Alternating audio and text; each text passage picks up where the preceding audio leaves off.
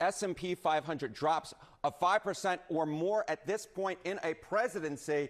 There are only two of them, right? There's Donald Trump, a 10% drop since he took office. The only one that matches it or exceeds it was George W. Bush back in 2001, a drop of 18%. This is it.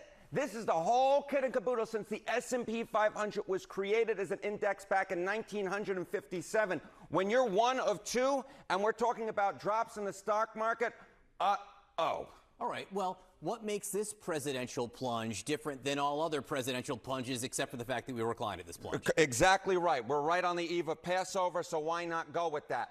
Again, we're going to look at these drops of 5% plus.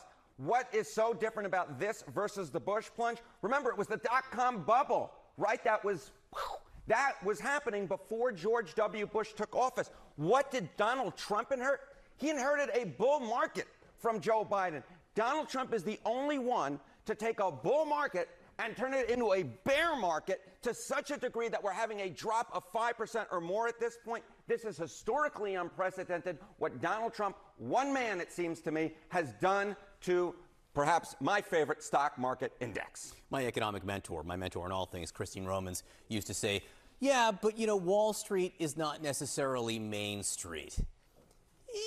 How has that sort of changed? I mean, that has changed tremendously over the past few decades. I mean, what are we talking about?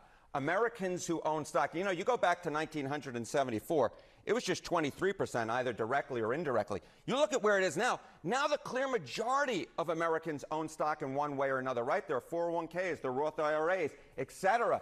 And so what we're talking about now is something that is hitting the clear majority of Americans. What happens on Wall Street doesn't stay on Wall Street. It does, in fact, go and affect Main Street. And what's affecting Main Street right now is a record plunge for a president, given that he inherited a bull market and he turned it into a bear.